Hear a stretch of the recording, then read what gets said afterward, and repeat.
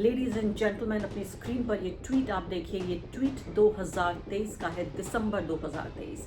दिसंबर 2023 में मनोज नरवणे जी का ये ट्वीट अचानक किसी के हाथ लग गया। या मैं कहूँगी कि सच सच का अपना रास्ता होता है, वो अपना रास्ता कहीं ना कहीं से निकाल लेता है। और फिर मैं जो कह रही हूँ, जब वो कूचाओ बाजार में निकलता है तो फिर उसको दबाना नामुमकिन हो जाता है।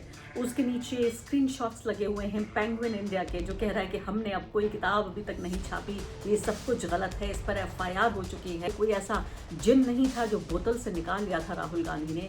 ये सीधे तरीके से एक छपी हुई किताब थी। गली गली मोहल्ले मोहल्ले हिंदुओं को जाकर तलवारें बांट सकते हैं कि मुसलमानों पर इसका इस्तेमाल करें, लोगों को बर्थडे पार्टी से उठा सकते हैं, जो चाहें कर सकते हैं, लेकिन एक सेना अध्यक्ष अपनी किताब नहीं छपा सकता।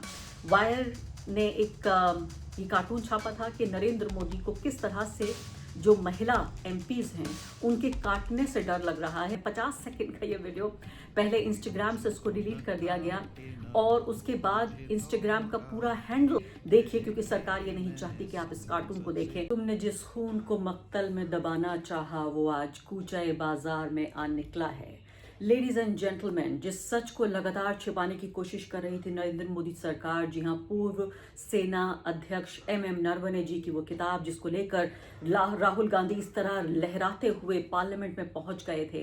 पहले उनको रोका गया था उस किताब के अंश पढ़ने से जो कैरवान मैगजीन ने छापा था। उसके बाद इस कार्यक्रम में मैंने आपको बाकायदा सिलसिलेवार तरीके से बताया था कि उस किताब के जो अंश छपे हैं उसके बारे में हम क्या जानते हैं।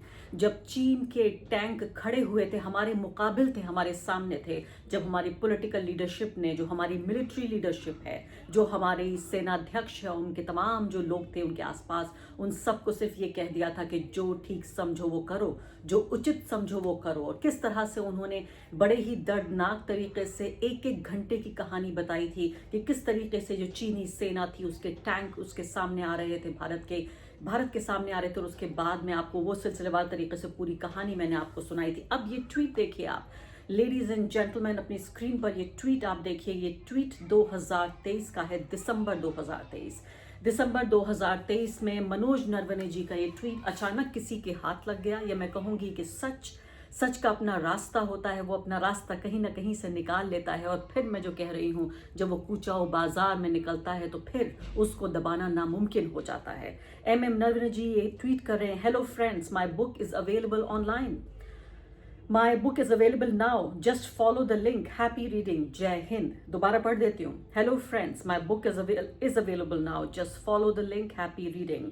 उसके नीचे स्क्रीनशॉट्स लगे हुए हैं पेंगुइन इंडिया के, जो कह रहा है कि हमने अब कोई किताब अभी तक नहीं छापी, ये सब कुछ गलत है, इस पर एफआईआर हो चुकी है।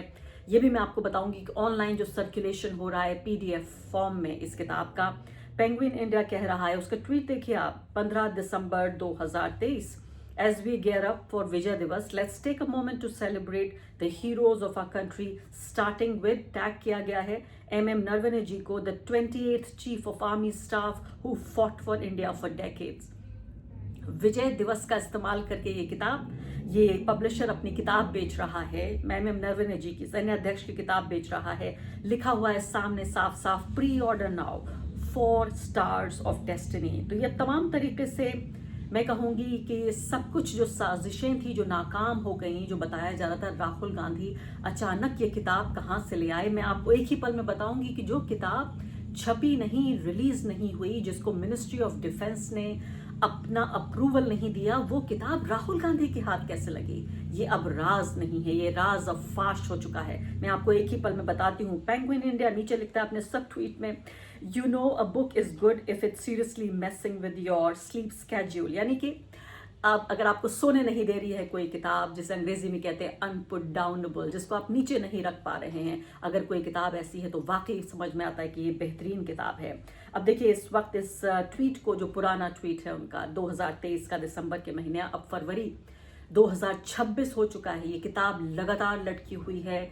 जो मिनिस्ट्री ऑफ डिफेंस, रक्षा मंत्रालय, उसके लिए अप्रूवल नहीं दे रहा है। 5000 से ज्यादा ट्वीट हो चुके हैं, 17,000 लोग इसको लाइक कर चुके हैं। और ये जंगल में आग की तरह ये पूरा सच फैल रहा है, हर कोई बेकरार है इस किताब को पढ़ने के लिए। और आप देखिए, आप यकीन नहीं करेंगे कि वो तथाकथित गोदी मीडिया, जिनको दिन रात हम कहते हैं सच छिपाने की कोशिश करता है, लेकिन सच जब इतना बड़ा हो जाए कि पूरे कमरे में हाथी की तरह खड़ा हो, तो आप हाथी को कैसे नज़रअंदाज करेंगे? अगर कमरे में चींटी हो तो आप नज़रअंदाज कर सकते हैं, कुचल सकते हैं, मसल सकते हैं, लेकिन आपके कमरे में अगर हाथी खड़ा हो तो उसको नज़रअंदाज करना तो नामुमकिन है।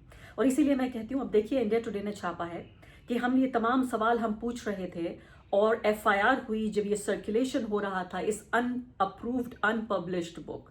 और ये भी बताया इंडिया टुडे की ही इस रिपोर्ट ने कि 35 किताबें पिछले 5 साल में रक्षा मंत्रालय अप्रूव कर चुका है। जो पुराने हमारे सैनिक हैं उनके जरिए ये किताबें लिखी गई, छापी गई, रिलीज हुई और पढ़ी गई।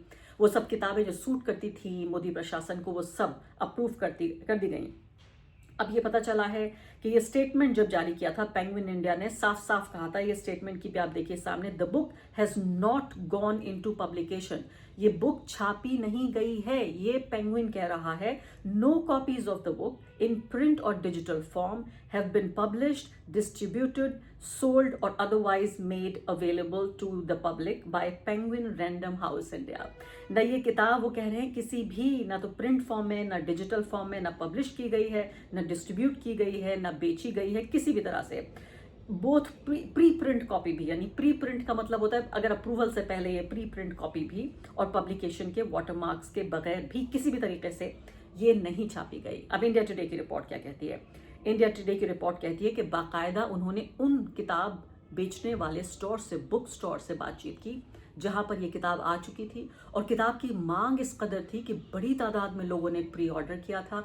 फिर इस किताब पर जब सरकार की नज़र गई तो फिर इस किताब को यानी कि किताब की दुकान पर पहुंचने के बाद इस किताब को वापस बुला लिया गया। तो दोनों के बारे में हो रहा है, जिन लोगों ने किताब खरीद कर पढ़ी और जिन लोगों ने ये बेची। बाकायदा कोट करते हुए बताता है ये आर्टिकल, कहता है 4 स्टार्स ऑफ डेस्टिनी का जिक्र हो रहा है। We took hundreds of pre orders for the book, our loyal customers do that, but a controversy happened and we had to return the books to the publisher.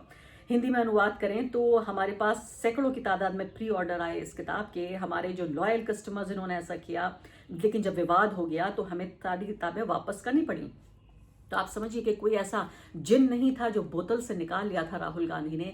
ये सीधे तरीके से एक छपी हुई किताब थी, बुक स्टोर्स तक पहुंच गई थी, और जब किसी ने पढ़ी सरकार में, तो आप इनएफिशिएंसी देखिए इन लोगों की कि ये जब सेंसर भी करना चाहते हैं चीज़ों को तो इतनी बुरी तरीके से सेंसर करते हैं कि सेंसर भी नहीं हो पाती है। तो अब आप ये देखिए कि पूरे तरीके से ये किताब छपी, किताब घरों में गई, वहाँ लोगों ने खरीदा और इस किताब को वापस बुला लिया गया जब ये पता चला कि ये इसको नहीं बाहर आ जाना चाहिए था। आप जानते हैं, आपको छोटा सा रिकैप जल्दी दे देती हूँ और उसके बाद कमेंट सेक्शन में आपको ये रिपोर्ट भी मैं उसका लिंक दूंगी जिसमें सिलसिलेवार तरीके से मैंने आपको बताया है, एक एक घटनाक्रम की मैंने आपको जानकारी दी है कि इस किताब के जो अंश छापे गए हैं कैरवान मैगजीन में, उसमें किस खतरनाक तरीके से बताया कि ऐसे वक्त में जबकि हमारी सेनाओं को सबसे ज़्यादा, हमारे सेनाध्यक्ष को और तमाम जो हमारी मिलिट्री लीडरशिप थी उसको सबसे ज़्यादा ज़रूरत थी राजनीतिक आदेश की और संदेश की, वो ऑर्डर्स का इंतज़ार करते रहे लेकिन ऑर्डर नहीं मिला। सिर्फ ये कहा गया जो उचित समझो वो करो, जो उचित समझो वो करो।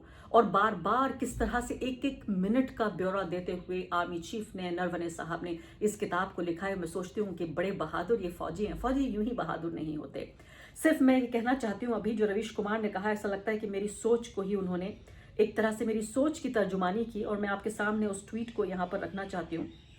रवीश कुमार क्या कह रहे हैं, नरवणे जी की इसी ट्वीट को कोट करते हुए कह रहे हैं, ठीक है सर, अभी तक आई नहीं है ये किताब, आप तो सेनाध्यक्ष रहे हैं, कम से कम आपको एक प्रेस कॉन्फ्रेंस करनी चाहिए, बताना चाहिए कि क्या इस देश में एक सेनाध्यक्ष अपनी किताब नहीं छपवा सकता। जी हाँ, इस देश में एक सेनाध्यक्ष अपनी किताब नहीं छपवा सकता। बजरंग दल के गुंडे दुकान दुकान, घर घर जाके लोगों को परेशान कर सकते हैं, उनके दुकान के पोस्टर्स उतरवा सकते हैं, गली गली, मोहल्ले मोहल्ले हिंदुओं को जाकर तलवारें बांट सकते हैं कि मुसलमानों पर इसका इस्तेमाल करें, लोगों को बर्थडे पार्टी से उठा सकते हैं, जो चाहे कर सकते हैं, लेकिन एक सेना अध्यक्ष अपनी किताब नहीं छपा सकता। आगे कहते हैं रवीश, आपकी चुप्पी से भारतीय सेना से जुड़े करोड़ों लोगों का मनोबल कमजोर हो रहा है कि उनके सेनाध्यक्ष चुप हैं। इंस्टाग्राम पर वायर के एक कार्टून को 2 घंटे के लिए ब्लॉक किया गया तो सिद्धार्थ वदराजन ने तुरंत ट्वीट किया, आपका ये ट्वीट 15 दिसंबर 2023 का है, फरवरी 2026 आ गया, क्या आप अपनी किताब के बारे में नहीं बोल सकते? आपने जो लिखा है, जो वायरल है, क्या आप उससे इनकार करते हैं? जब प्रकाशक ने किताब छापी ही नहीं तो आपकी किताब पर ये कॉपीराइट का दावा कैसे कर सकते हैं? मैं कॉपीराइट के बारे में ज्यादा नहीं जानता, भारतीय सेना के पराक्रम को जरूर जानता हूं। तंज कर रहे हैं रवि सिंह के ऊपर, उनके उसके जनरल को बोलना चाहिए हम आपको सल्यूट करने के लिए तैयार हैं सर। जी हाँ, उनसे उम्मीद ये कर रही हूं, मैं भी, रवीश भी कर रहे हैं कि सेना अध्यक्ष सेना वाली बहादुरी जो उन्होंने पहले जंग लड़ते समय फिर किताब लिखते समय जो दिखाई, उसी बहादुरी की उम्मीद कर रहे हैं हम कि अब भी दिखाएंगे। आपको ये मैं दिखाना चाहती हूँ, ये बदकिस्मती से आपको ये वीडियो मैं दिखा नहीं सकती हूँ, लेकिन खुशकिस्मती से इसका एक जो लिंक है इस वीडियो का, ये कार्टून है। इस कार्टून को मैं जरूर अपने आप कमेंट सेक्शन में जाइए, मैं लिंक दूंगी। ये वायर का कार्टून है।